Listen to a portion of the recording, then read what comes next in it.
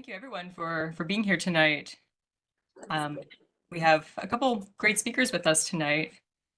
And our first is going to be Allison Martinez, who is with Brooklyn Level Up. This is a community development corporation and community land trust that works really primarily in Flatbush, East Flatbush, and the Flatlands community. And they do a lot of pretty great programs. She's going to be speaking tonight about their Community Land Trust 101. So for anyone who is interested in that, this will be a really great time. And we're just going to ask if they can mute themselves. I think that'll help with the audio tonight. But Allison, it is all yours.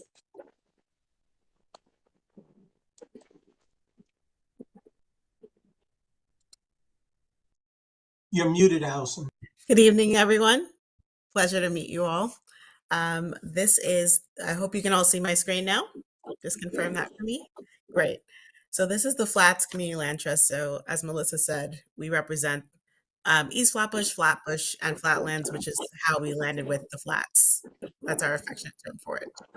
So tonight we will have this is a little bit of an introduction to our organization and the work that we do, and then we'll go straight into CLTs, doing some level setting around what they are, how they work, the history and purpose, how CLTs get land, what they can do with the land they get, governance basics, some just education and advocacy. And then we'll talk specifically about the flat CLT. So again, I'm the founding executive director. Yvette Mendez is our programs coordinator, and Rachel Goodfriend is one of our founding board members. And we actually started this work from doing a lot of land use committee work at CB17. So that's how we started.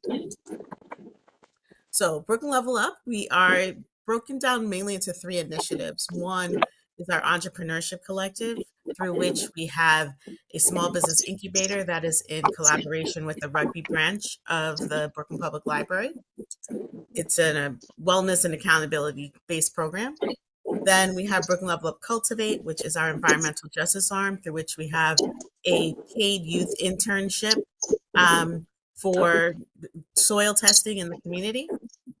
East Flatbush in particular is 3rd highest when it comes to lead in its soil. So we've been going around and testing homeowners' backyards to get levels, and not just of lead, but of the whole panoply of characteristics of the soil. And then lastly, we have our flat CLT, which we'll learn more about. So what is a CLT? It is a nonprofit organization that's locally run, and its goal is to steward land for community. And that is really around how can we create democratic access to control over community assets. It's usually run by a board of democratically elected community members, and it holds title to the land underneath property. The buildings on top can still be individually owned or rented. They can be passed on to heirs. All of those things still remain true. But the land trust, part of the ways that it builds in and keeps affordability is that it keeps a ground lease, which usually is for 99 years, on the land underneath.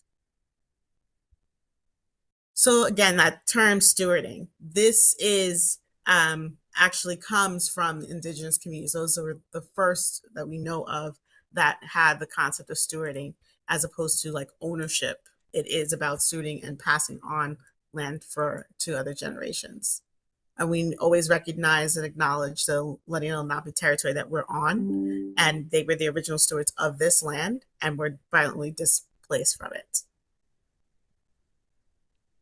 So that's basically the old history, but the newest, most modern history we have of the concept of community land trust. The first one we have is called New Communities, Inc., which was started in Albany, Georgia. And it was actually started by Black farmers who were moving out in the civil rights movement, moving out of the sharecropping era to what it could mean to be able to maintain and own land in order to farm and be able to pass down those properties to generations. I'm not certain that I can get the volume to work here with the sharing, but I'll try. If it doesn't work, I'm still going to provide the whole deck of this, so you'll be able to um, look at it at your leisure. So let me, can you hear it? Nope. Okay. Oops. So I'm gonna, in that case, you'll get to see a video with John Lewis, who was actually one of the instrumental first founders of CLTs in Albany, Georgia. So you'll share, and it's actually a clip with him and Shirley Sherrod, who you may remember, around fighting for Black farmers to be able to get land back and money back from the government when they were discriminated against. So there's a full clip, and it's actually part of a movie that you can watch as well. That was the first CLT, and then now there are over 200 CLTs across the country. In New York, in particular, our history with the CLT movement starts with RAIN, which is Rehabilitation and Action to Improve Neighborhoods, which was started in 1987. It no longer exists, but another CLT that was started around that same time was Cooper Square CLT, which started in 1993. And that still exists and still has, most CLTs don't have properties, but they actually have quite a few. And today they own 21 buildings and 328 apartments in Lower East Side, which keeps it affordable for people who live in them. We are part of what's called the New York City Community Land Initiative. That is the coalition of all of the community land trusts that are in New York City, whether they have existed for a long time or ones that get built every day. So that is, you see up here, this is the map of where they exist, which is in every borough. So what's the purpose of CLTs? We have all witnessed throughout the communities that we're living in a lot of gentrification, development, overdevelopment, depending on what you see, or a need for development that is most in line with the needs and concerns of the people who are already living in these communities. And CLTs can be a way of communities having that voice at the table to be able to say, these are the things that are most important. These are the ways we can protect and preserve our neighborhoods. We know that we see a lot of small businesses that are just being displaced as well. And certain community land trusts, in particular, one of ours has a goal of not just looking at how we can save residences, but also commercial spaces and community spaces. So the goal is to expand ownership, to decrease displacement, and to have community resilience. And that ultimately is about economic liberation. This is a video you can watch. It's a longer video about what economic liberation means and what it means in the history of social movements looking to preserve property and basically leverage the relationships that people have with one another to sustain communities. So we all know that land is a hot commodity in New York City. There's not enough of it. They're not making more of it where we need it to be. So community land trusts, again, are a way to take land out of the speculative market and to place it into community hands to control, to say, these are the priorities of a community. These are the things that we need to have built. These are the spaces we need to preserve and make them inclusive and affordable. So how do CLTs get land? A lot of it is with money and organizing. It can be that you rely on the government to provide properties that may be distressed in a community. Like, I don't know if you've heard of like the zombie program that HPD has, or it could be buildings in AEP, which is a program where distressed buildings that you need a lot of repair are, and really the landlord may be, struggling or just not making the proper investments in that building. Those are potential opportunities for CLTs to buy them. They can also get them from private owners, or it could be intervening in private or tax debt to prevent foreclosures, such as, unfortunately, we have, you may be aware of the tax lien sale that's going on right now. Um, Technically, those properties on that list are in some measure of distress and could be potential opportunities for community land trusts to, one, work first and foremost to make sure that those homeowners are able to maintain their properties. But if there are those that cannot or do not want to, that the CLT can be able to step in, because then that's an opportunity for us to preserve affordable housing for community residents. Um, so it can be also public and vacant lots that may be available. It really is just a matter of what the landscape is and what the capacity and the mission of the specific CLT is. In community boards 14, 17, 18 altogether, this year there were over 2,700 properties that were in the tax lien sale, that are in the tax lien sale since it's been extended to June 3rd. But what that means, it's not just homes or community assets, like churches have properties, other nonprofits have properties that are could potentially be at risk. So we can look at this as an opportunity to stave off displacement by organizing. So, what can CLTs do once they get land? It really is a matter of what the different CLTs have as their mission and goal. You can use it for land development. You can go further than just residential housing. Like I said, you can do commercial developments. There's some CLTs that are focused on green space activation. So public realm, or using those spaces to create open space is their goal, or waterfront development, all of those things. Um, so here's like a roadmap of 4 different types. In the longer version of this deck that I would provide to you, you can, well, number one on these, you can click on these and go to their direct websites, but you'll also, in the longer version, there are video clips that go with each as well. But Africa Town Community Land Trust is actually an interesting example of a community land trust that's built around the concept of preserving culture. This is actually in Seattle, Washington, and they have acquired buildings, but their whole goal is to use them to preserve Black spaces and to have cultural spaces for performance and art.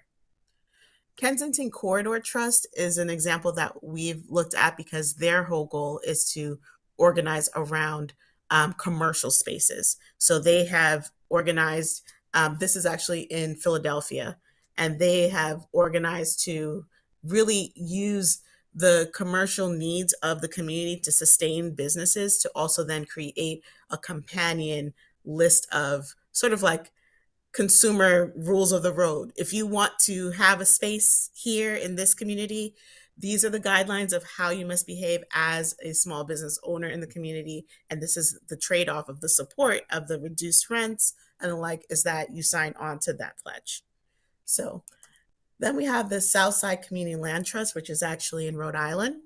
And this land trust is built around food justice and food sovereignty. So a lot of their work is about creating spaces for community members to grow food and to work on food justice issues. And then close to home, we have in East New York, the East New York Community Land Trust, which is really heavily involved on basically commanding the public space that they have access to. In their community, they have a lot of publicly owned land. And also it's about advocacy. They're very heavily into organizing community and advocacy for policy changes. They're also the first community land trust in New York to be able to acquire a privately owned building. They have one now that's, I believe it has like 30 something units. So they're now working through with those tenants what the pathway is to transfer them from a tenant building to a tenant owned building. So it's interesting to see how that will go. Oh, sorry. I just clicked on the link. So just a little bit about the governance basics, because it's, the democracy is always a lot of sausage making. It's not always easy to get people to agree on a lot of things. But the general classic way to run them is that they are run by a board of directors, usually having three constituencies. So you have your residents who live in the buildings, or it could be, if it's a commercial space, who are commercial tenants in that space. Then you have the general community in which the properties exist, who obviously have a vested interest in, what's going on in the community and should have a say. And then you have your advisors, who tend to be your professionals or technical support.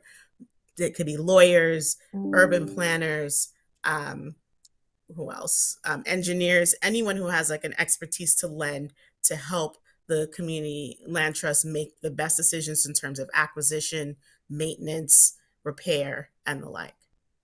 So you have the steering committee, which is usually the committee that will help to organize what the needs are for the community, to have surveys with community residents to kind of steer and guide what the overarching view or work of the community land trust that's to be formed should be.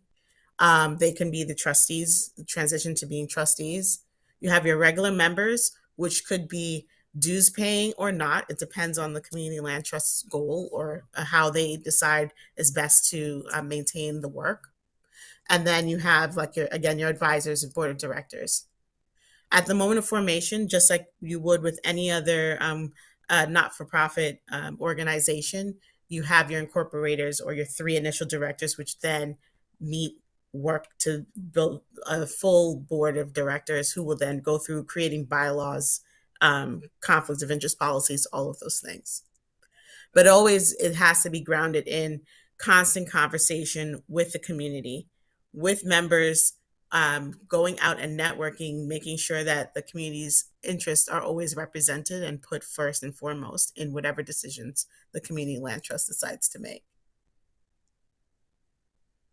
So that was like a classic sense, which is usually there are four kind of models, but honestly, these models change every day because different community land trusts will look at their community and their particular needs and design a model that works for them. But you can have, just like I said, like a tripartite board, which is usually the individual classic version. Then you can have a single existing organization that is trusted, usually in the housing space, but has a long track record in the community. And then they would essentially create the CLT as like a program of their work. So that is another model. But they still engage community members on a constant basis. Then you can also have it where it is sort of like a subsidiary of an existing organization. It's a separate organization, but shares the same alignment in terms of mission and goals, and could share some of the same board members or have some seats reserved for the overarching org.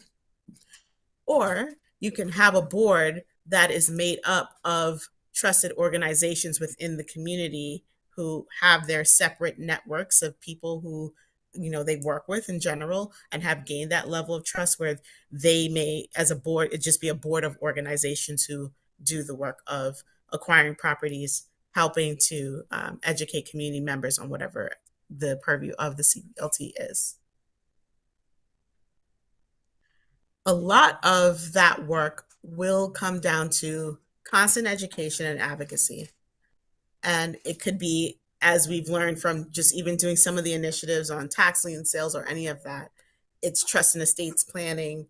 What those are some of the mechanisms that have to be used in order to help people stave off displacement and knowing what's going to happen over time with the property.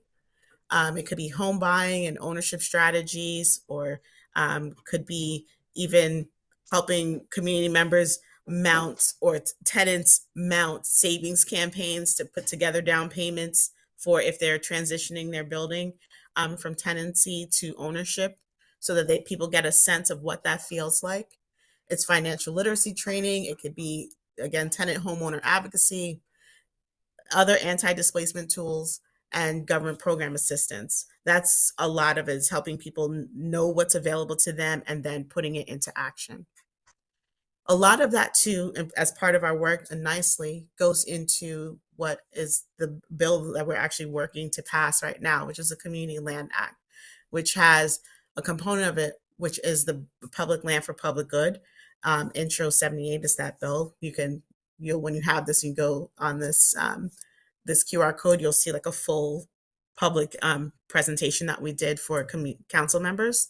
But what that bill would do is that when the city disposes of a property, community land trusts and other mission aligned nonprofit developers would be first in line to pick up those properties, because we have a mission of affordability and making sure that communities are able to stay in place. And then there's also COPA, which is the Community Opportunity Purchase Act, works along the same lines, which says that community land trusts and again those types of entities would have right of first refusal. There's also at the city level the abolish the tax lien sale. While we are working with some of the hoping to put in place some of the changes that we have requested for the tax lien sale to make it less onerous for people and less honestly less likely to displace Black and brown communities who tend to be affected the most. The goal is to abolish it and to have a system that can actually take in the property tax revenue that obviously we need to have, but doesn't have those onerous effects. And at the state level, there is legislation called TOPA, which is the Tenant Opportunity to Purchase Act, which allows tenants to be able to be the first in line to purchase their building should the landlord decide to sell. So that's some of the active legislation that's going on now. So, in particular, around the Flats Community Land Trust, that was actually just incorporated at the end of this past year.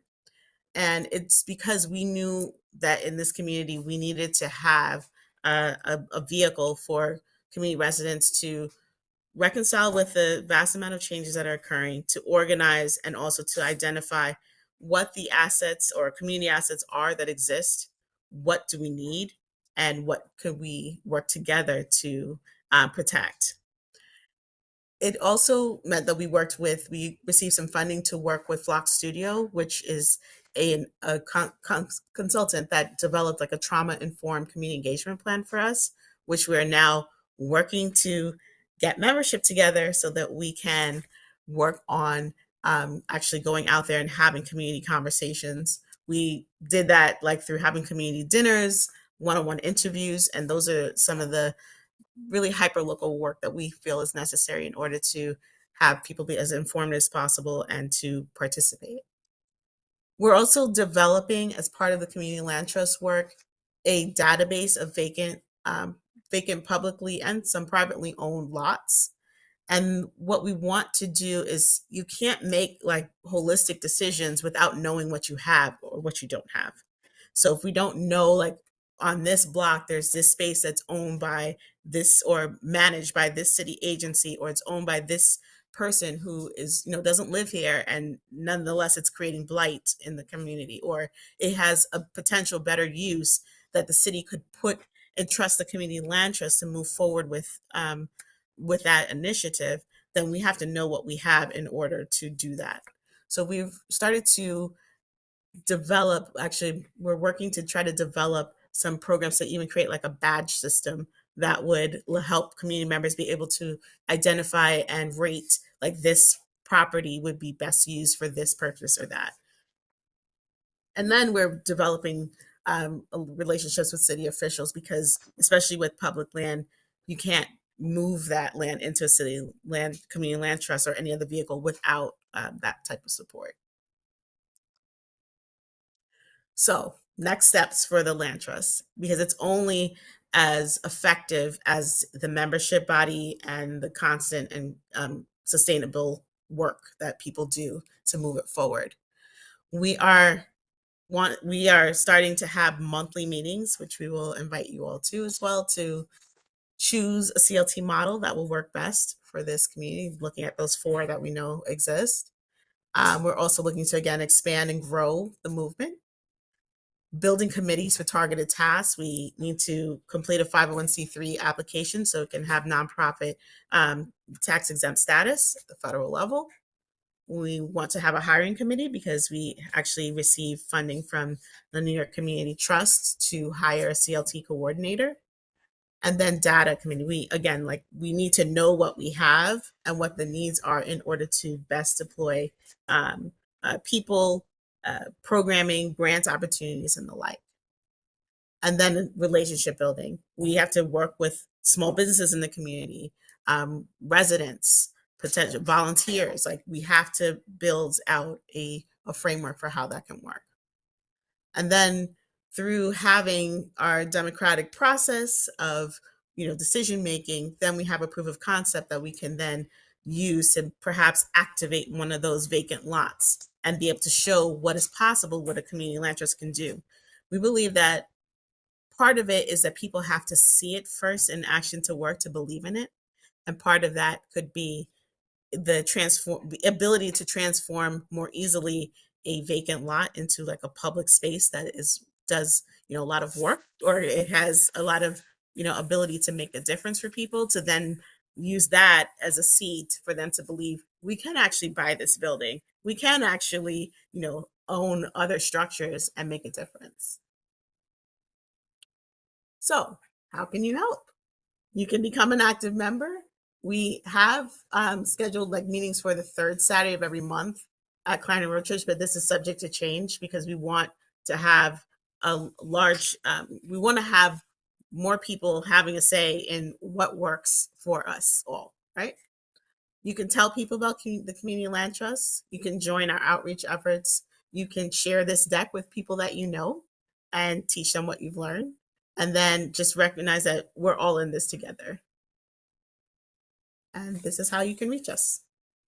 If you have any questions or thoughts, happy to share. Thank you for all of that, Allison. Yeah, You're welcome. anybody has questions, please. It looks like we have some already, and I also want to welcome. I know we have at least 4 new community board members who have just joined our board, and they're here on this. They've joined us for this committee call too. So a lot of interest in this. It looks like Benjamin has one. Yeah, hey. So wonderful proposal. It was great to listen to you. I just had a quick question. You mentioned that you were trying to work with the legislature to stop lien sales entirely, but still bring in tax revenue. And I'm just curious as to what proposals you already have or what's been put out there. So one thing, we're part of the Abolish the Tax Lien Sale Coalition, which is a coalition of 10 organizations that are working to get the city to either take those properties out of the tax and sale and either put the liens into, well, they have like some other vehicles where they can still collect funding from the revenue without having the lien sale aspect where it gets basically sold to a private trust. So Right. So my question was how to do that. And yeah, okay. Maybe you were getting there. Yes. So we are working on, number one, some legislation around like creating a land bank so it goes there instead. We're also looking at, in LA, they have a mechanism to they actually get more property tax revenue than New York City does without a lien sale. So we're still investigating it. We know we didn't want to overstep the mayor's task force that he has working on their recommendations around this, how to get the property tax revenue that's obviously needed without the lien sale portion. We do know that they are proposing bringing back TPP as a way to still get the buildings granted out of the hands, but still being able to give people the equity that they've earned for it. But all of it is still in the weeds right now, to be honest. But you're more than welcome to join those conversations as well if you have ideas. I hear you. Thank you. It looks like we have one from Carl and then one from Alana after. And if you have a question, you can raise your hand in the little chat feature down there, or the participants feature. Thanks. Thank you very much, Co-Chair Minnick and Allison. Thank you very much for the presentation. I have another taxing related question. So please correct me if I'm wrong. Is it the City Department of Finance that identifies the properties that would be eligible for the taxing sale? I know it sounds weird to say that, but is it the City Department of Finance that makes that determination? They do, with input from HPD and DEP. So the only properties that can be in the lien sale by law are for property tax, water debt, or emergency repairs. So once Got they it. get that information, that's how those properties end up there. Okay, got it. So thank you very much for that clarity. And the reason I was asking is because, you know, you mentioned one of the hopes for this land trust is to identify the properties in question. And so I was wondering, since it is those three agencies that are involved, is it that those systems do have the information, but it's hard to figure out which combination of them is the source of truth, or is it more like there isn't necessarily an assumption that all three agencies have that info readily available? You know, like that's my question in terms of what kind of things, what kind of triangulation do you think you and the team would need in order to get that universe of those, you know, potentially affected properties? So as we nothing about a home is private, so you can tell Mhm. like what properties are in trouble. But Okay. what we don't want as a community land trust is to just become another entity that's out here like targeting people to get their homes. So our goal is to utilize. The reality is that that information does exist. It's published every year for anyone to see. Um, but what we want to do is have that as one resource, but then another is to have relationship with community. And that could be at the even at the block association level, so that you're having conversations, you know, who wants to sell, or who, you know, may not have an heir, may be willing to leave a property to the community land trust. But that's about like human relationships and knowing people, because we're hyper local organizations. So it's not a one or the other scenario, but we want to be mindful that, especially with properties in the tax lien sale, our first goal is to make those homeowners whole and be able to help them to get the best outcome possible for themselves first, without it feeling like we're just acting like the next, you know, developer who's going to be knocking on their door and harassing them for their property. Understood. Thank you so much for that clarity. I really appreciate it. Thanks. And it looks like we have one from Alana who says, "Thank you, Allison. Wondering if you know anything about conversations at City Council regarding more city support for all types of cooperative economic activities. Would more formal efforts by the city be beneficial?" Definitely. We do know that the city council is having conversations and working on um, funding for like social housing programs, and being able to use that as a vehicles to um, basically to allow people to make purchasing homes more affordable and the like. We also do know that um, in terms of affordability or being able to age in place, we know that uh, while I personally don't agree with City of Yes, the ADU portion of it is meant to provide opportunities to create more affordable housing and opportunities for more social living. We know we actually did a student studio project with Columbia's GSAP program, and we found within the areas of East Flatbush and Flatlands, the ADU program could potentially generate like 6,000 units of affordable housing in the area, which could be, you know, obviously quite substantial depending on, number one, if it's affordable, because the City of Yes did not require that the ADUs be affordable. So assuming that it is just a matter because of a size limitation, which then again, we are all seeing that apartments are getting smaller and smaller, but the price is still going up. So it's a matter of, you know, potentially could create affordable housing if we wanted to. At the state level, you are seeing some more efforts to, again, like looking at ways to provide more grants and loans in order to provide support for cooperative economic opportunities, especially if those projects can involve retrofitting or environmental justice aspects. So there is opportunity, but it requires kind of like reframing how you look at them as opportunities. So it's, I think a lot, well, as we all know, the times being what they are, where funding is going to come from and the, you know, how sustainable it is to be determined on a day-to-day basis in some ways. But there is work, but it also requires community members to have conversations with one another and then start to advocate for things they're seeing. And what we do too, and I encourage others, is look outside of New York, look around the world at what other countries are doing, what people are doing, and then we have to work to advocate to propose those ideas here. Thank you for that. Gregory? Thank you. Yes, thank you, Allison, so much for the presentation. Just a few quick questions. First, is there anything in the foreseeable horizon or future in terms of like your, I'd say, comprehensive plan that would be part of the strategy moving forward? Is it still very much in flux at this point in terms of the I'll say the mission statement, I guess, of the CLT, or is there something formulated at this point just to have sort of an idea of that, in terms of like if there will be any sort of acquisition of properties? Is there sort of like a vision for those properties? Is construction in part of that consideration as well?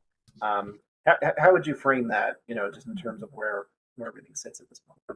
What I would say right now is that the flat CLT itself is really a shell, because we didn't want to rush ahead of community, and I could make the decisions about what it should be or could be, but we really are intentional about it being a community-led effort. Now, in terms of acquisition, it can't acquire anything in and of itself. Brooklyn Level Up could, but then we would work, most likely it would be like a joint venture with mission aligned developers, and then we would hold it in trust for when the CLT is in a position to move it over. The reality is, from most CLTs, the balance sheets are not strong enough on their own to go out there and just acquire properties.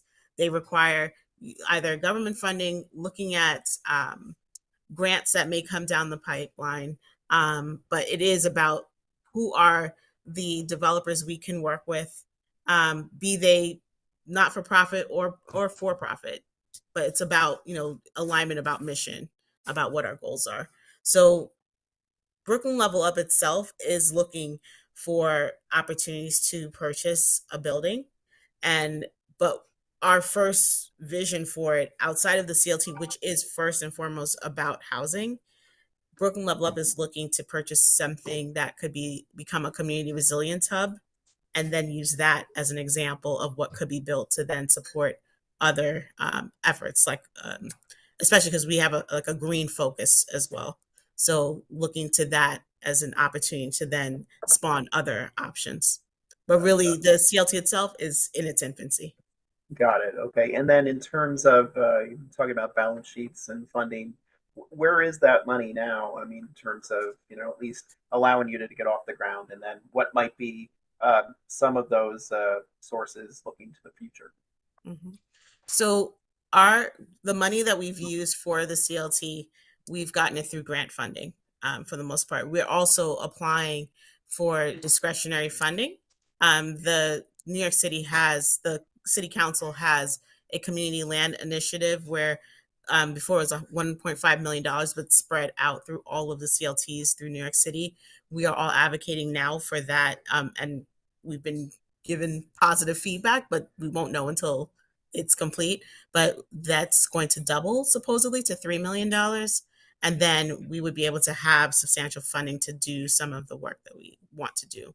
But it is really right now about, again, what are the properties that make sense that we could develop proposals for that would entice a developer to move forward. It could be partnering with the city, with different city agencies like EDC, which is a really around business more, but and also environmental green job related properties. But there are property acquisition opportunities. I will tell you at we were actually looking at the federal level for funding through EPA, especially the Community Change Grant. However, obviously, we all know what has happened with that. Right. So, and that's the thing, like one of the reasons why we always started to look to tie some of the CLT work to the environmental justice movement is because a lot of the opportunities with the environmental justice movement allowed for property acquisition, which is harder to get otherwise. So that is now obviously a challenge. So we're all, in fact, today, before this meeting, I was at a Change Capital Fund meeting, which is a group of a bunch of bankers really who fund projects, looking at the proposals that we had for the EPA Community Change Grant to see whether or not there may be some appetite for funding that work so that we could actually see the things that we're looking for. Gotcha. All right, very good, thank you. And just, I'll just ask one more question. The data that's out there, you have that one slide that sort of identified maybe target areas. Is that going to be part of your mission as well, to sort of disseminate that information? Or is that information you're going to try to keep in house, at least for the moment, to target those new properties? Both. So we want the community to have access to know, like the vacant lots. That's public information. We actually foiled as part of a group. We foiled to get it. But we are also very conscious that there are properties we would not necessarily want to just put out publicly to then subject those people to be targeted by the speculative market. So that is, again, something we have to decide as a CLT with membership, like what are the properties that are safe to put out there for everyone to know? And then what are the ones that may be based on who owns it or some other factor should probably stay within like the trustee committee of the CLT. All right, thank you very much. Thanks for the information. You're very welcome. Thank you for that. Thank you for that, Allison. I just wanted to throw in one question of my own here, which might or might not tie in with this last bit that you just shared. But you referred earlier about this legislation that is looking to pass called the Community Land Act, and you used the term or the phrase "when the city disposes of a property." And I was actually wondering what that actually, how that's defined, because to me, I could actually see that being defined in many different ways. And then also, as said here, with what data is known and is made public about that. So anything you could share about that? Yeah, I guess first of all, how was that defined? So actually, it's pretty loosely defined within the legislation itself, but it usually ends up being where, let's say, a property is either something they already had in their purview, and so they would send out like an RFP for it. Like they don't just like give it to one group, you go take this, but they have to publicly disclose that they are going to sell the property or relinquish it in whatever way they're going to, and then usually it goes to the first come first serve, whoever can put together the proposal that works. But in this case, it would mean that community land trusts, who usually either because of balance sheet or the like, are not usually going to be able to be first to pull the trigger on these things or to put together a proposal, because the proposals require technical assistance to put together, like budget running and all of those things. It may require that show like audited financial reports, and some CLTs, depending on what their annual revenues are, may not have to do annual audited reviews, but audit reviews are also very expensive. So like that's the challenge. So they are sometimes behind the 8 ball with that. So this would allow them to get a leg up, but it also is about relationship building so that you're ready to be at that table. But the city does I will tell you one thing we're looking at is that there is something called the graveyard trust of properties that have had liens that were never sold, and it's a large portfolio of properties in the city, and there is potential where that may be, they're looking at those properties and seeing maybe those may be some they might relinquish to entities like community land trust. But then, as you can imagine, those properties are, need some of the most help to get back into a position of being useful. Thank you for that. We have one more question from Carl, and I think that's going to be our last question for this part of our session tonight. So thank you so much for that, Coach Minnick and Allison. Yeah, and everyone, thank you. Yeah, this question just popped in my head as I was hearing the conversation. Is there any way for us to know of the, what percentage of properties that are identified for tax lien actually end up going through the tax lien? Because from Allison, what I'm hearing about you is the goal of the land trust is like, it takes a village, and it sounds like there's a lot of holistic but also proactive and reactive strategies involved. So I'm wondering, is there any way to know today what percentage of properties identified for tax lien actually, unfortunately do end up being sold in a tax lien? Because if we know that, then maybe that means the ones that don't get it, some more research could be done in terms of what were the steps of resources and partnerships that got those people who were close to that scary finish line to not cross the finish line.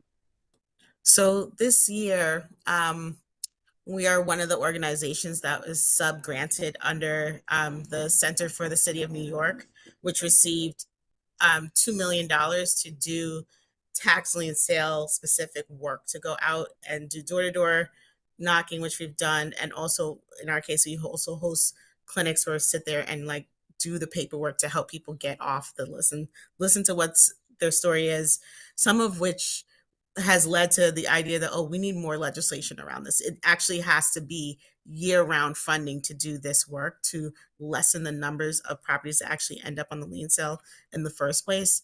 Like when we're seeing things there, the lack of trust and estates planning, where a deceased owner is still, on as the record of the owner of record, and then that means that the person who's living there can't actually enter into a payment agreement because they are not technically the owner of the property. And the challenges of even a domestic violence survivor whose house also caught on fire, she cannot get on the lien sale easy exit because she can't live in the property that she was displaced from because of DV, and also that was now boarded up because it was on fire and she's living in her car. So these are the realities of what we're seeing, people who are suffering through no fault of their own in some ways. But also people not knowing that they needed to file a will after the person who was the owner died. They're just living in the house they've always lived in. The numbers of properties, we saw like the changes based on like looking at the drop from the 60-day notice, the 30-day notice, the 10-day notice. But we don't see after that, at least we haven't been given that information from Department of Finance, like what the final count is that is in the final sale. We'll try to get that, but I don't know that we'd be able to get that information. But we do know that we're going to have to do a lot more hand-holding and year-round support, especially around for seniors, who have massive property tax bills now, or the water liens are really killing people.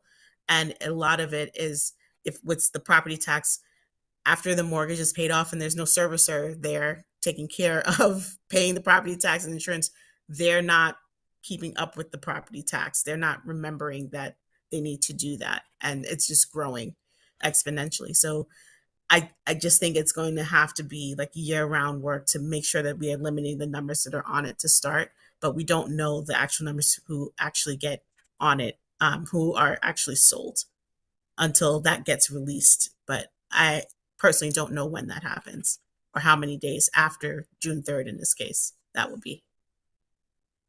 Understood. Thank you so much for that. I appreciate it. You're welcome. Well, thank you again, Allison, for all of this tonight. And I know we're going to get a copy of the slide deck and we can share that with everybody as well.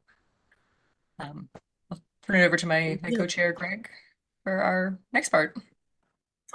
All right. Thank you, Melissa. And thank you again, Allison. A very good presentation. And thank you for answering all of our questions this evening.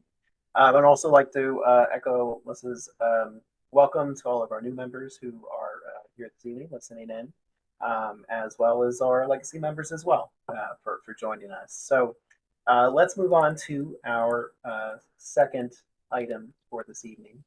And so tonight we have two representatives from the Landmarks Preservation Commission.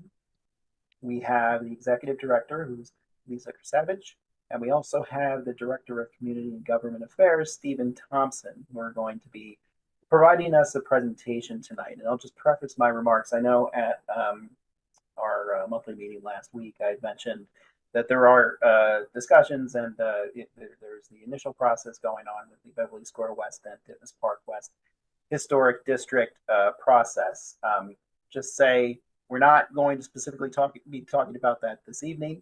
That'll be obviously for the future, but tonight we're sort of taking a step back to say, okay, looking ahead for those things in the future, but also for the historic districts that are within our district, to learn a little bit about those and the process and the work and the origins of the Landmarks Preservation Commission itself. So that's what we're going to talk about tonight.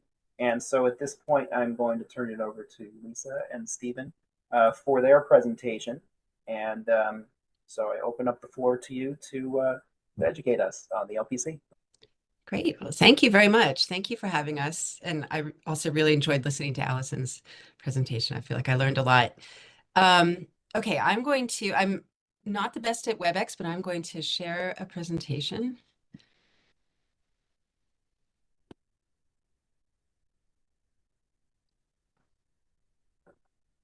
And hopefully you can see the full deck. Yes, we can. Okay, great.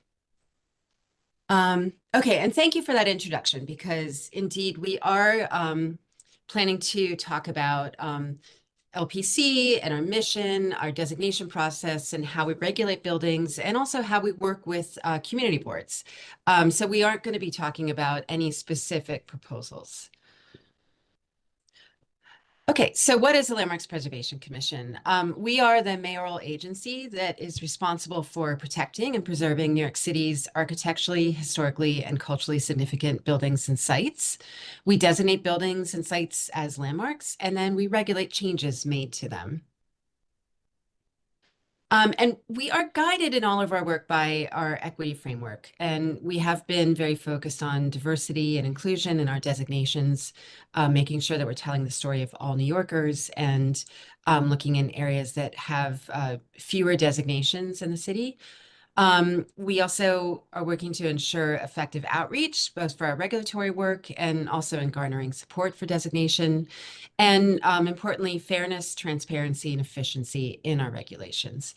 And we do strive to be very efficient, but also really make sure that everybody has equal access to tools to work with us.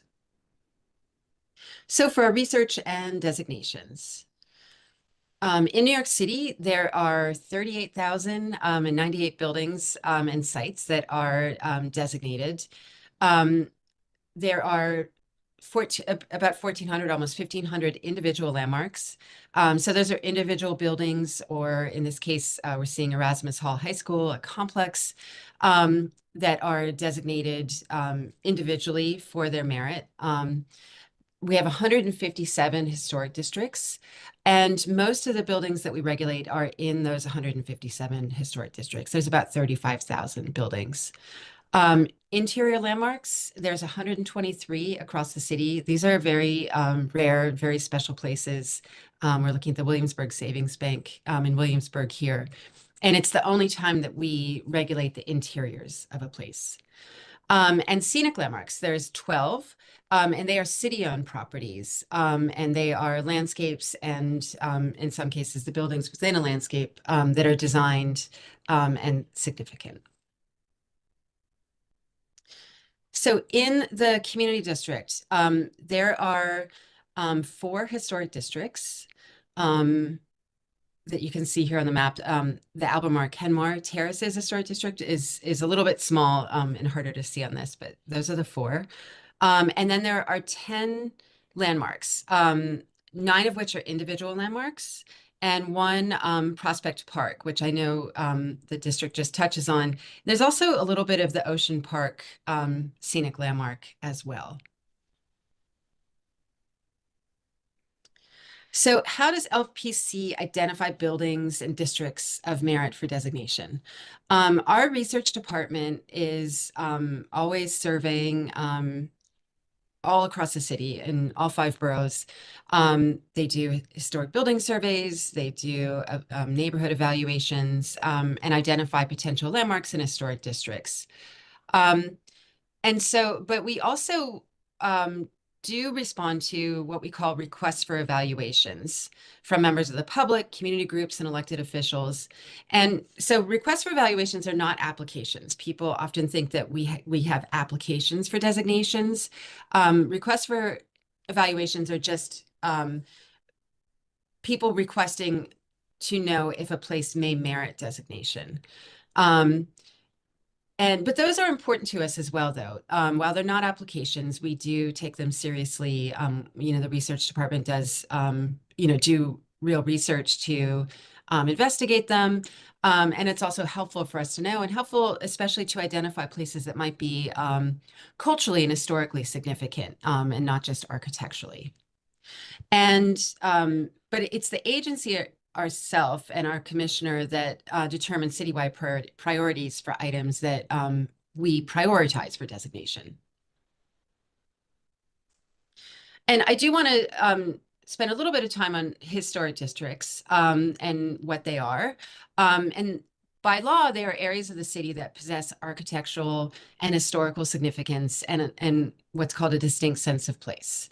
And so to become a historic district, a group of buildings must represent at least one period or style of architecture, typical of one or more areas in the city, have a coherent historic streetscape and what we call distinct sense of place, and retain their historic character. So to be intact and not having had the historic features of the building removed or altered.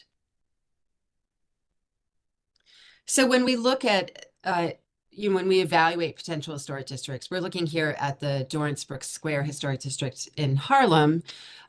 So we'll ask various questions. We do a lot of mapping. When was the area developed? Does it represent an important period of history or culture? What are the styles and building types represented? And are they important, the work of important architects who lived and worked in the area? And it is important that, the area is cohesive, that there is intact historic architecture, and again, this sort of strong sense of place that's created by having that intactness. And that there aren't altered buildings or what we call intrusions that disrupt the historic character. And so what we'll look at is trying to capture the boundaries that, that capture the intact historic character and that distinct sense of place. Our research staff spend a lot of time on this. It's probably one of the harder things to do this kind of evaluation. The mapping is very helpful to try and sort of bring more and more analysis to the issue. So the designation process. First, it starts off with our study for the research department study, and then outreach. And, this outreach is where we are with, the 2 little couple block historic districts that we had a meeting about a couple weeks ago. It's very important for us to talk to property owners. We want to understand, if if they have concerns, you know, if property owners are maybe midway through work, or maybe they purchased windows, planning to change them. You know, those are kinds of things that are really, really important for us to know. And also just baseline, you know, is there support or is there opposition? It's very important for us to spend time on that outreach. But the first formal step is that we calendar an item that's at a public meeting, and the research staff will make a presentation to the commissioners, who will then vote to calendar an item for a future public hearing. And then we will have that public hearing, and that is the moment where we very much welcome public comment from property owners in particular, from elected officials, from any local stakeholders or citywide stakeholders. You know, we really do want to hear from people at that public hearing. And then we will have a vote at a public meeting, and that's a vote to designate. Typically, places are designated after they're calendared and heard. And at that time, the building or district is designated, and LPC's regulatory review starts. However, there is a process after that.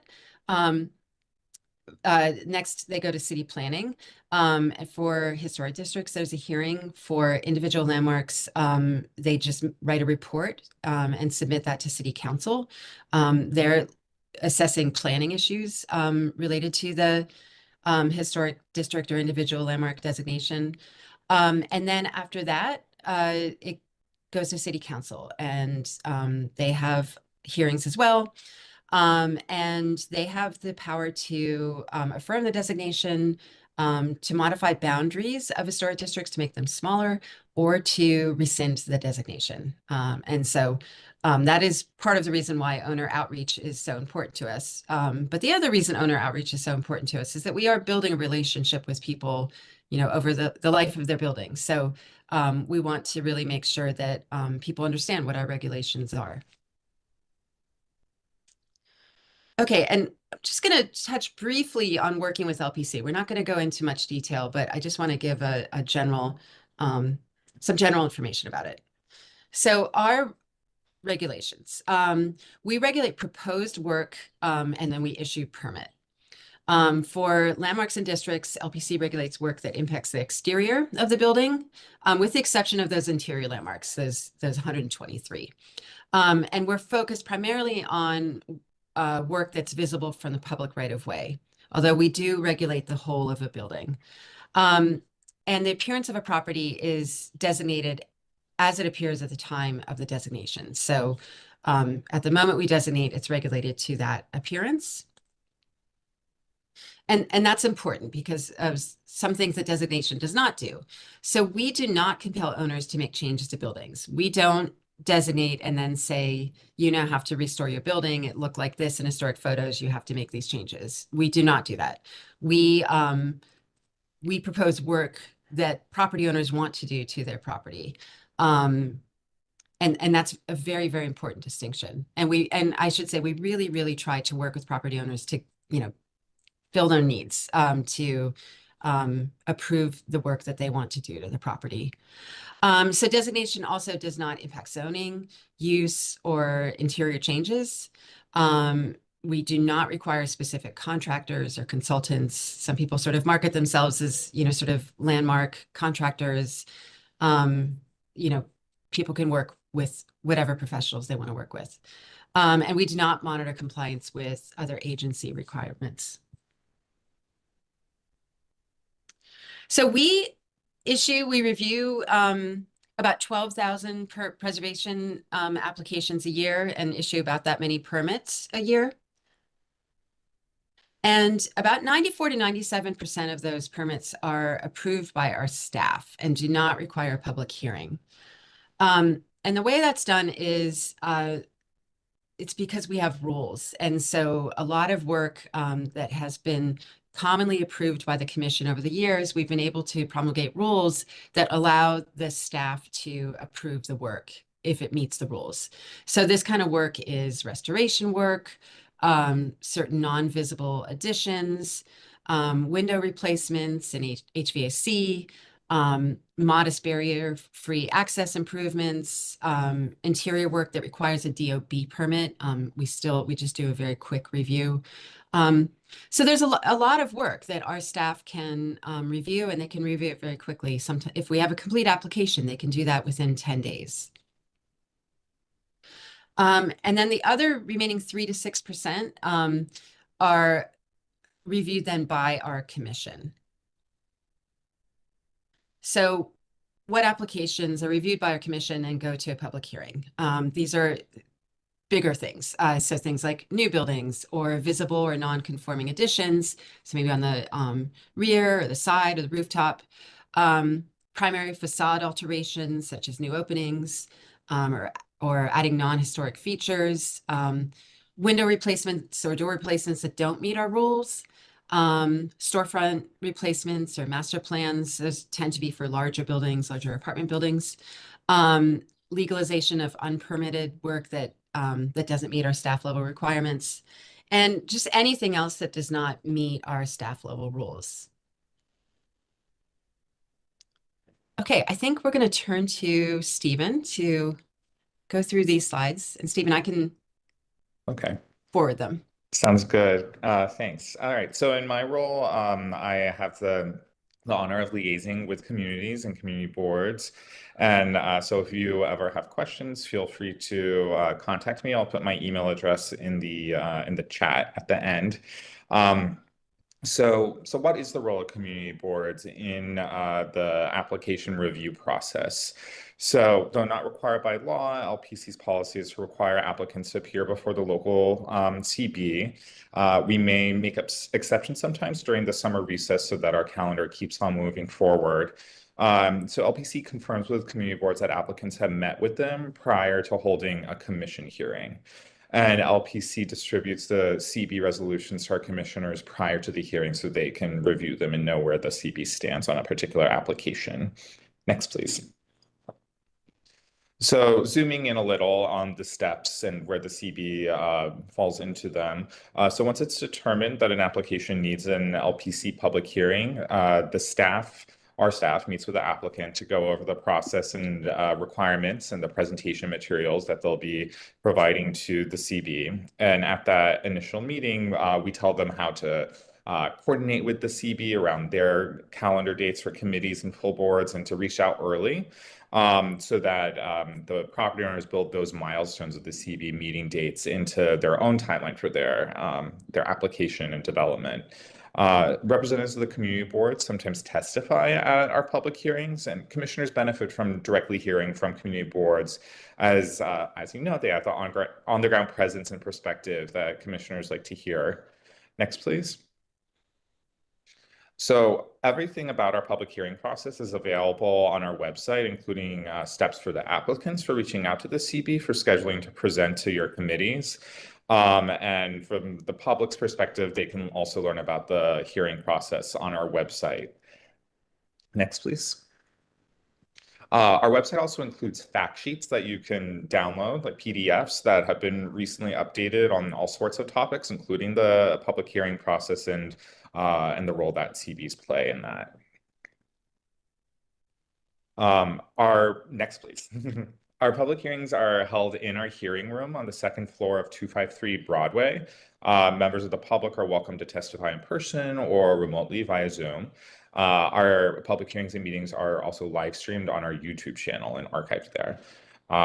Members of the public can sign up for updates on upcoming public hearings and the agendas and items that will be heard on the public hearings page of the website. Next, please. So in terms of the way the commission and a CB would review an application, it's through the lens of appropriateness. And so that means generally that the work should be harmonious with the landmark or the surrounding district. And so it could be differential in that it kind of recedes. It could be reversible in that it could be changed to the original condition or simply not visible to the passerby. And so there are many ways to meet the appropriateness standard, and the architect has some bandwidth for creativity. And so a building or an alteration to it doesn't necessarily have to match entirely the precedent and look just like the building next door, or and sometimes they can be a nod to the existing historic style, but in a contemporary form that's more inventive. And often the commentary from the community boards helps a project become more fine-tuned so that they could be found appropriate to the commissioners. Oftentimes at a public hearing at LPC, the presenter, the applicant might say, here, we originally had it in this configuration, but then we fine-tuned it a bit following the community board's advice. And so that's why it's so important for the applicants to go to the community boards. Next, please. So the commissioner can consider a variety of elements, such as the effect on the actual architectural features and the relationship between the design and those features. And it also considers aesthetic, historical, and architectural values. And generally, this means the work should be, as I said, harmonious, fit in with the surrounding area. And it's important to note that LPC does not prevent changes to historic buildings or development. We regulate them. Nothing is frozen in time. And that's important for the community board to consider as they're putting forward their resolution. Next, please. And here are the elements that the commission does not consider, such as the use. So say if a bookstore were being converted into a coffee shop in your community board, that's not something that could really be relevant in a resolution. And also the impact of light and air for neighboring buildings and things like parking, foot traffic, construction noise. Those are all not really related to appropriateness by our standards. Those are other issues that people might care a lot about, but would not be taken into consideration by the commissioners, or if the CB submitted a resolution or a member of the public testified on those issues, they wouldn't be allowed to be considered as part of the review. Next, please. So in terms of crafting and submitting a resolution, we recommend our community board resolutions, which are written after the applicant presents, to be really concise and pithy in order to communicate the CB's priorities. And sometimes a CB will submit a resolution that describes the application itself before it gets into its viewpoints or conclusions over many, many pages. And so the commissioners don't need that description of the application because they'll get that from the applicant. And we don't want CBs to feel overburdened and composing really lengthy resolutions. It's really about getting the key points across and focusing on the issue of appropriateness. And so once the resolution is written and ratified by the full board or whatever method the community board goes through, it can be submitted to testimony at lpc.nyc.gov, and all of these directions are on our website. And so once that resolution is submitted, then our staff will summarize the resolution during the testimony portion of the public hearing, or sometimes a representative can join the Zoom meeting and read the testimony themselves. Throughout this whole process, if the community board has any questions regarding the scope of work or scheduling the item to go before with their committee or communicating with the applicant if that's an issue, we just ask that you contact us and we can help resolve whatever issue comes up. For those who are testifying at the public hearing, they're provided with 3 minutes to speak. And so if one were to present their board's resolution, it's best to use the 3 minutes to address the main points that the board considered, such as appropriateness and precedent. And so that's a lot more effective than using the higher up whereas clauses and go more toward the resolved parts. And that is where we recommend including the main points, is at the end of the resolution, as that's the portion that the commissioners will remember most when considering their vote. And we request resolutions around a week in advance of the LPC hearing so that they can be reviewed by our staff and conveyed to the commissioners so that they can review them before the hearing. And however, testimony is accepted until Like we asked that that testimony be submitted by 5 p.m. on the Friday before the public hearing. Technically, it's accepted by noon on the Monday before the public hearing, but the sooner the better, so that we share the testimony with our commissioners once it's received, and so that just gives more time for the commissioners to make sure that they have time to review it and process it. Okay, and I'll hand it back to you, Lisa, please. Okay, and I'm just going to very, very quickly go through this just to let people know that there are some funding opportunities and grants and loans for designated places. LPC, we have a historic preservation grant program. It is federally funded through CDBG. And so there are income limitations. So you have to be income eligible according to HUD. But also not-for-profits that own their building can also apply for grants. And, you know, these are pretty modest. They're $10,000 through $30,000. But, you know, people couple them with other funding sources. And we also serve as a project manager too. So that can be very helpful to people as well. The New York Landmarks Conservancy offers low interest loans, and they also will act as a project manager with their loans. So again, a very helpful resource. And they also have some funding for religious properties as well. And then there are some tax credits available. New York State has a tax credit for homes, actually, on historic residential structures, value up to $50,000. And then there's federal historic tax credits. Those are for income generating properties, but they can also be very valuable with a 20% tax credit for substantial rehabilitation of historic properties. And then we have some guidance for property owners. Our LPC permit guidebook is really, really helpful for staff level approvals. And we've really tried to write this in, you know, some pretty plain language about everything you need to know. And it's written sort of as a guidebook. So it's a pretty big book, but you just need to go to, say, the Windows chapter and, you know, get the information you need just on that. So very helpful on how to get a staff level approval. We're updating it right now for how to use our new permitting system called Portico. The row house manual also has nice information about row house buildings, but also single family buildings as well, just sort of general information. And then for information on all of our designated buildings, Discover New York City Landmarks map. This is a great resource, not only to just look at what is a designation, sort of say a historic district, but you can zoom in and click on any property and get the information. You also can get information of the designation report as well. You have a link there. So it has a lot of great information. It's really fun, I think, to look at. And with that, I think we're happy to take any questions. Okay. Thank you so much, Lisa and Stephen, for your presentation this evening, giving us a great overview of what LPC does, how it fits in to our district as well. So at this point, we'll open up the floor to any questions. If you have any questions, just use the raise hand button. If you want to put anything in the chat, that's fine as well.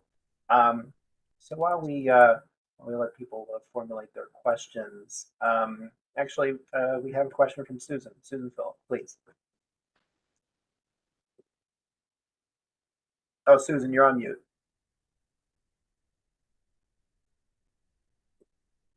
Thank you. Good evening. Thank you for the presentation. You mentioned that LPC does not compel owners to make changes to the buildings. But I find that whenever I talk to anyone about preserving, I live on a lovely little dead end, a cul-de-sac, and I talk sometimes to my neighbors about preserving the Brock and, you know, maybe a historic designation, and everyone just, you know, thinks that they will be compelled to make changes and that they won't be able to afford it. So I find that's the general thinking, and I'm not quite sure the reason for it, but I do find that's the initial reaction to people that I talk about the historic designation.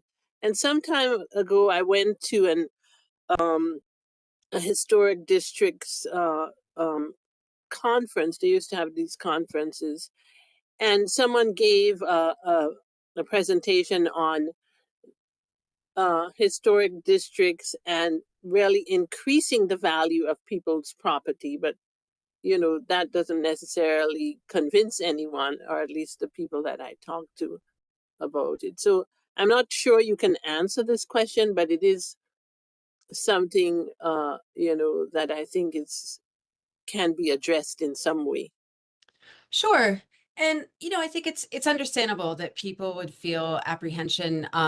We are a regulatory agency, so we are another, regulatory layer of regulation on, with DOB and, other agencies. So totally understand that people might feel apprehensive. That is part of the reason why we try to be so, very efficient, and try to have a, really strong customer service, sort of orientation. And I suppose when I say that we don't compel people to do work, I think it's important to maybe define that we don't look at a building and say, you're missing a cornice, and you have to bring it back. You have to add that now.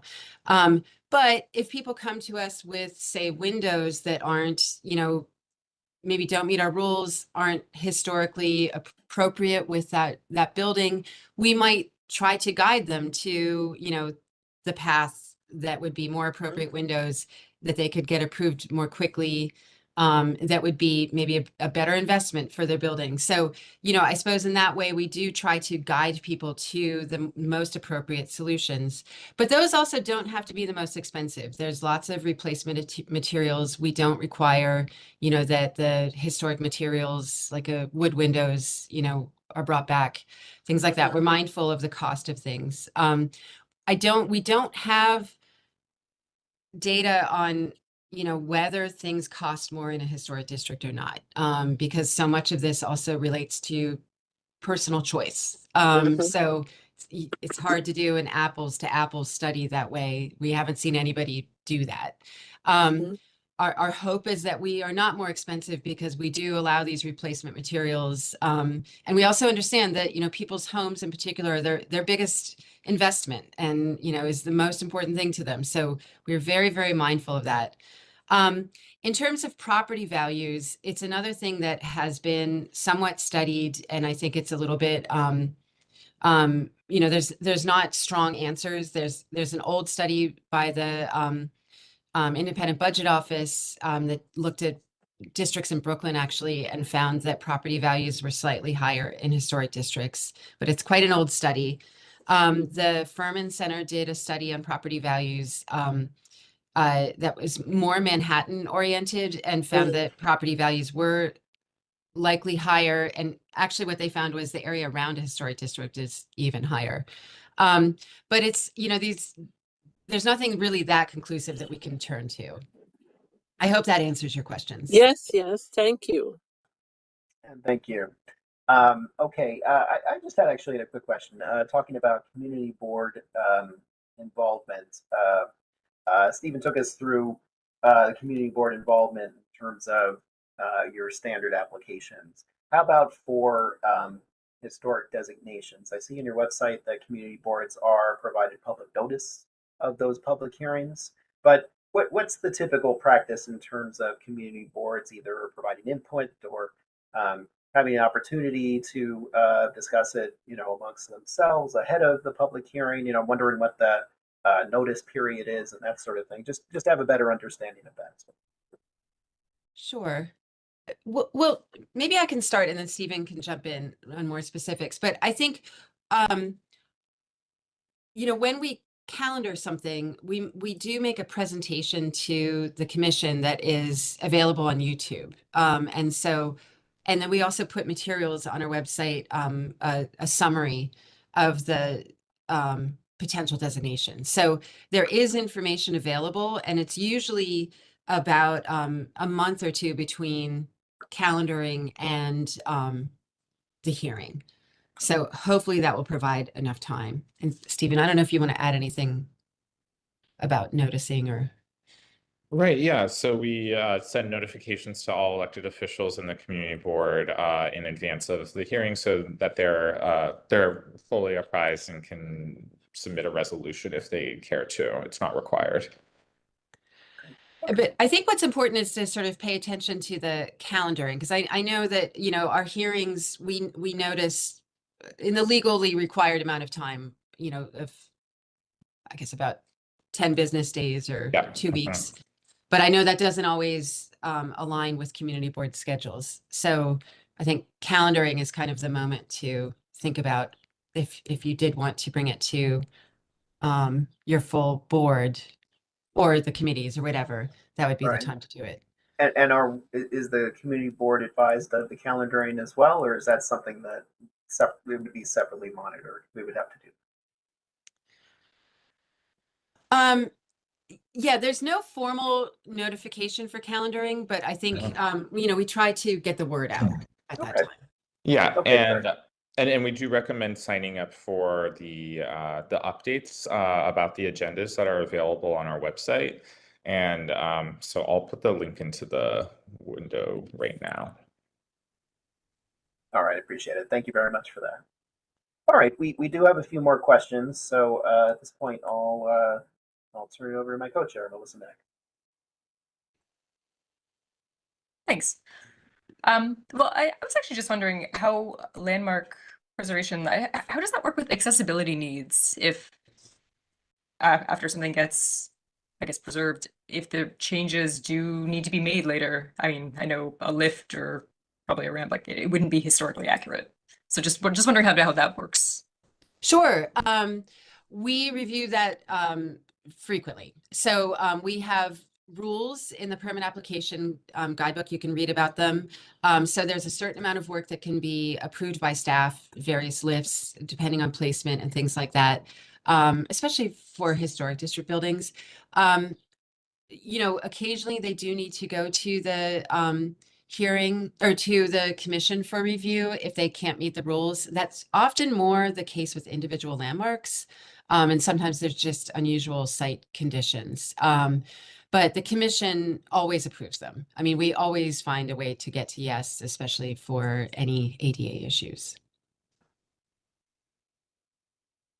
Okay, does that answer your question, Melissa, or did you have anything further? Nope, that was great. Thanks. All right, great. All right, moving on.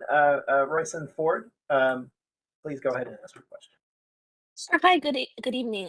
Thank you, Lisa and Stephen, for your presentation. You know, I respect that we're not talking about the particular designations that you guys are working on researching now, but I just wonder if you could maybe share some context, which would be useful for all of us. Um, how many times do you know, like in the last year or year or two, did you interface with CB14 in looking at specific applications that property owners made to LPC about changes? Because CB14, as you know, has at least 3 historic districts I can think of existing for a while now in its borders. So I don't know if you know, not to put you on the spot, and I really don't know the answer to this question, but that might help give some context about, you know, is this going to be something that's coming up at every land use meeting, or is it really something that happens less frequently? Thank you. Would you like me to answer this question? Oh, sure. Yes. Community Board 14 as a practice does not hear individual applications. And so what we do is just make sure that the applicant has informed, let me finish the sentence actually. Community Board 14 does not hear individual applications unless requested to do so by the Landmarked Neighborhood Association. And we rarely get asked to do that. I think only once fairly recently where we asked. And so I could go through the number of times that we are made aware of an application, but that's the language we send back. And then that's what gets sent to LPC when no such request is made. Got it. Okay. Thank you. All right, and thank you. All right, we do have a question in the chat, so we'll ask that now. From Alana Wilson. I'm wondering what are the different ways new additional housing units can still be created within designated areas? Sure. And that's a lot of it is related to zoning and not to landmarks, but it is definitely very important to us, like all the agencies and administration to really think about how we can increase housing supply. So it's something that we focus a lot of attention on across the city. A single family district is a little bit different. I know that unfortunately there's some ADUs that can't be, because of zoning, can't be approved in historic districts, but there are still others that the attic and basement ADUs can be approved, that maybe wouldn't even really require much from LPC. So we're still looking into that to try and understand that better. But across the city, this has really been a focus of us, and the commission, very often approves additions, new buildings, all kinds of ways to increase housing that we can. So it's very important to us. And I do want to make it clear that the commission approves a lot of new things. I think people might think that we're really stopping a lot of development, but we really do try to get to yes on new buildings, additions, any way that we can to increase housing supply. Okay, thank you very much. All right, Bart and Prasad, you're next. Please ask your question. Can you hear me at this point? I was having trouble with my computer. Yep, we can hear Yes. you. Okay, you may regret this. So you've mentioned getting to yes a couple of times, which of course brings to mind City of Yes. And there have been some discussions concerning how aspects of City of Yes can have an impact on historic neighborhoods. So I'm wondering if you've had yet any interface, with the City of Yes that, has had an effect on your decision making, and whether you anticipate that there will be some in the future. Well, I think because we're not responsible for checking the underlying zoning, that's not our responsibility. It's hard to know exactly what we've seen that is impacted by City of Yes or not. We're very eager for some aspects of it related to the transfer of development rights of individual landmarks. I know that's not what we were talking about today necessarily, but we see great opportunity there, and especially for faith-based organizations. I can't really say that whether we've seen anything. We haven't seen anything negative, and I'm not sure that we've known if we've seen something that maybe allows for a little bit more FAR or different configurations, different uses. Nothing in City of Yes changed the way LPC operates, but I think it's opened up some new opportunities for development related to individual landmarks. Okay, thank you. Okay, thank you. All right, we have looks like one more question in the chat. It's from Florencia Changacheda. We have her question is, what's going to happen to the Sears building? One of our historic sites within the district. Any word on the LPC end in terms of what may be the latest news there? Yeah, I actually don't have any information on that. I know that it was a year ago, there was some plans released, and I'm not sure exactly where that is. You all might know more than me. We may. I don't know, Sean, if you have anything else additional at this point. Okay. So still TBD, I guess, fortunately at the moment. So It's a great we building. know it's we definitely know it's ongoing. Okay, and one more question we just popped up in the chat again from Marcel Ford. Would LPC consider community board input on expanding potential future landmark districts? We always welcome feedback. So, community boards sometimes send us requests for evaluation, send us letters, send us, all kinds of information. So we certainly welcome that from community boards. Okay, great. And maybe we'll leave it at this last question that just popped up as well. Jeffrey Thomas, please go ahead and ask your question. Hi. Two questions, but hopefully they're relatively quick. One to the one that was a little bit earlier about requesting community board. How often for the existing historic districts do requests come in? How often are they approved? How does that compare to other historic districts? I'm just curious for a sense of the shape of, how people are managing requests inside the historic districts that are already in CB14. And then a more general question. You mentioned at the very beginning of the presentation something about equity principles in how you're guiding the work. Can you expand on that a little more? How does that influence your approach to sort of deciding what goes under designation, what doesn't go under designation?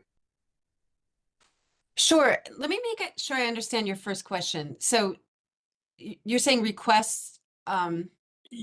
When for property owners inside the current historic districts in CB14, how often are they having to engage with LPC to get something done that they need? How often do they get to a resolution that they feel is satisfactory? And sort of, are those normal, or are those sort of is the rate that's happening pretty standard for the city, for the rest of the city versus what's in their district? I don't know how to phrase this exactly, but can you characterize sort of what the engagement is of these property owners and how that, what it's like for them, I guess, for lack of a better term? Well, I mean, I would say, our engagement is pretty much the same as it is with every place else. We right now in New York, people are doing a lot of work on their buildings, and I'm actually looking at our permit application map. We have a map that has all of the permits that we've issued or are in process. And we can send you that link as well. And certainly there's a lot of dots. It looks like a majority of the buildings over the years have, in the last 10 years that we're showing permits have interfaced with us. We almost never deny applications. So, I can't speak to whether they had a favorable experience with us, but I can tell that we've approved the vast majority of these applications, if not all of them. And I hope they did have a good experience with us. And it's a wide range of work. These could be from a lot of small staff level permits to something potentially, much bigger. Okay, that's my question. Thank you. Sure. Okay, thank you. And then for the other part, to the equity principle. Yeah. So in terms of designation in our equity framework, we really have made a concerted effort to focus more of our resources, not necessarily all, but more of our resources on making sure that we're representing the diversity of the city. So we have, and also the geographic diversity, so that we have been focusing a little bit less, in say core of Manhattan, and really trying to focus on the Bronx. We had an initiative in the last 18 months where we did a big survey, did quite a few designations. Parts of Queens we're looking at now that have fewer designations, but also to groups and people that were less represented. We had an LGBTQ initiative. We designated our first landmark related to Indigenous history in Staten Island. So we kind of took stock of our designations and prioritized our staff work on places that really represent the full story of New York City. So that's been over the last, say, 3 years, a big focus of ours. All right, thank you. All right, and thank you. All right, I think we have exhausted our questions for this evening, and certainly the time that you devoted to us, we most appreciate it. So thanks again, Lisa and Stephen, for your time. And again, all the information that was posted tonight will be available on our website. Also, for those of you who may have joined late or missed any portion of this, this session will also be available on our YouTube channel as well, so you can take a look there. So with that, I think we will conclude. Thank you all again for joining us, and we look forward to seeing you again next time. So for now, good night. Take care, Thank you. and thanks all for your participation. Thank you for having us. Thank you. Good night. Thanks, everybody. Thank you. Thank you. Good night.